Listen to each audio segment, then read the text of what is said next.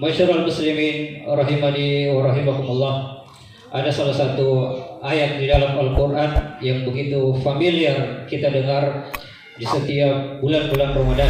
Bahkan tadi sempat dibacakan juga oleh Bapak Sekretaris Panitia, yaitu surah Al-Baqarah ayat 183 yang bunyinya A'udzubillahi minasyaitonirrajim.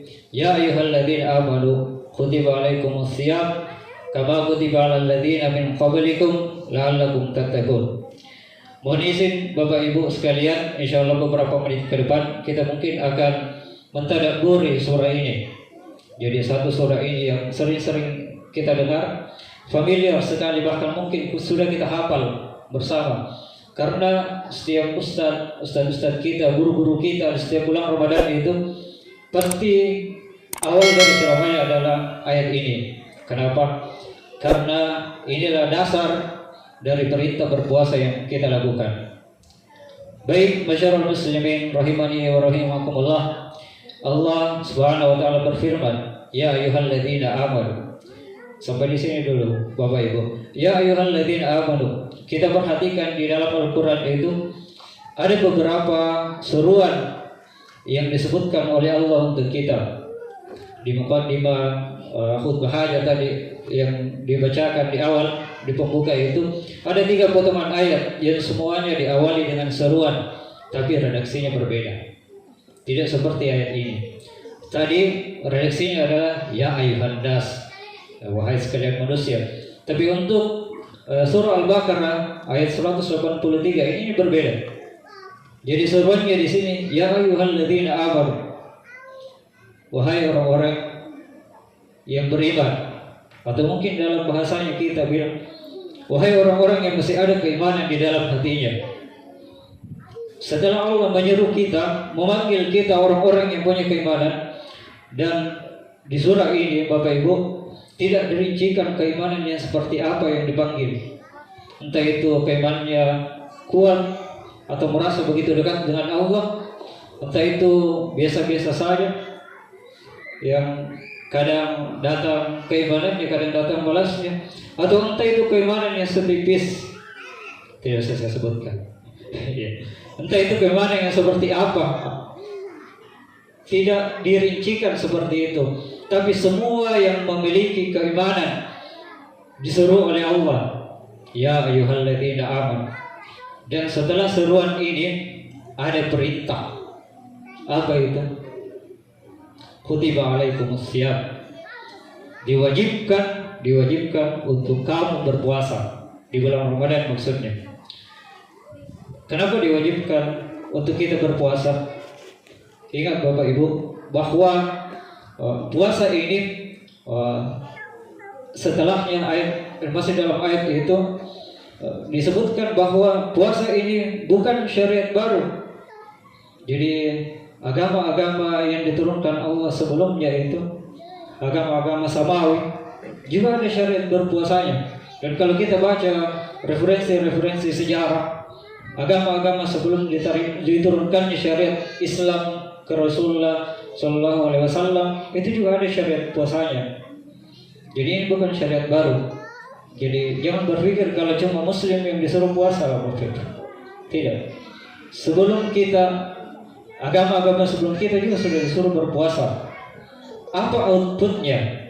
Karena yang namanya aturan itu, yang mana namanya perintah, kalau kita analogikan seperti mungkin di tempat kerja apa, ketika atasan tak mungkin kasih perintah, itu sudah komplit dengan petunjuk-petunjuknya. Kalau bahasanya mungkin kita bilang SOP-nya sudah komplit. Di surah Al-Baqarah ayat 183 sampai 187 itu memang membahas tentang puasa dan prosedur-prosedurnya. Jadi tinggal kita baca.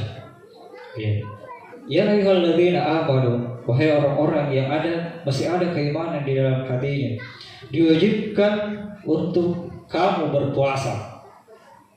Jadi subjeknya adalah orang-orang yang punya keimanan di dalam hatinya. Kita semua ini insyaallah. Apa perintahnya? Diwajibkan untuk kamu berpuasa di bulan Ramadan. Jadi wajib. Dan tentunya ada juga syarat-syaratnya kalau punya halangan. Yang itu mungkin pembahasan yang lain.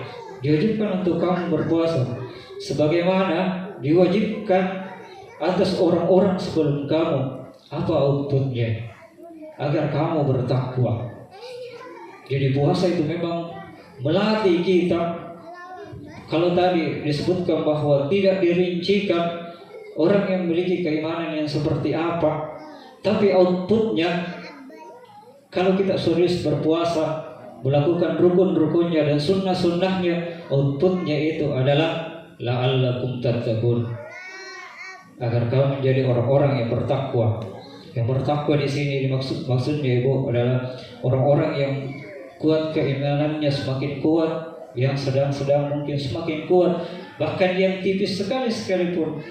Insya Allah kalau program-program Ramadan, ibadah-ibadah di bulan Ramadan kita lakukan, insya Allah keimanan akan semakin kuat karena proses pembiasaan. Masyarul muslimin rahimani wa rahimakumullah. Yang kedua, hadis yang diriwayatkan oleh Imam Bukhari dan Imam Muslim, di mana Rasulullah Shallallahu Alaihi Wasallam bersabda, "Man shoma Ramadan imanan wa ihtisaban, ghufira lahu taqaddama min dzambi." Jadi barang siapa yang berpuasa di bulan Ramadan dengan keimanan wa ihtisaban, ghufira lahu ma taqaddama min dzambi, maka diampuni dosa-dosanya yang telah lalu. Tapi syaratnya, lihat dulu redaksi hadisnya, imanan wa ihtisaban. Jadi berpuasa karena keimanan dan mengharapkan keridhaan dari Allah.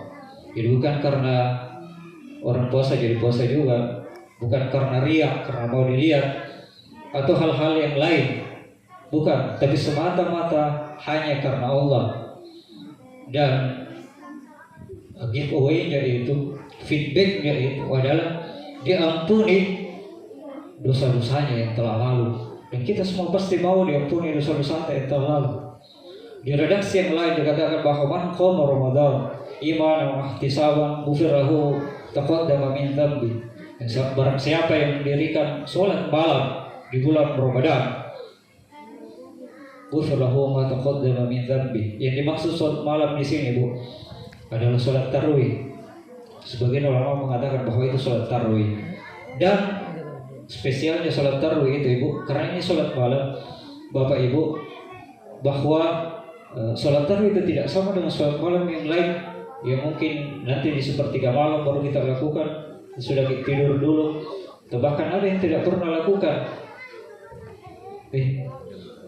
Inilah kesempatan di bulan Ramadan untuk sholat malam, ikut ke sholat tarawih sebisa.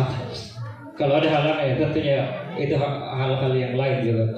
Ya, itu mungkin Bapak Ibu yang bisa kami sampaikan. Yang pertama tentang dasar hukum kita berpuasa. Yang kedua, apa yang Allah janjikan ketika kita melakukan rangkaian-rangkaian ibadah di bulan Ramadan.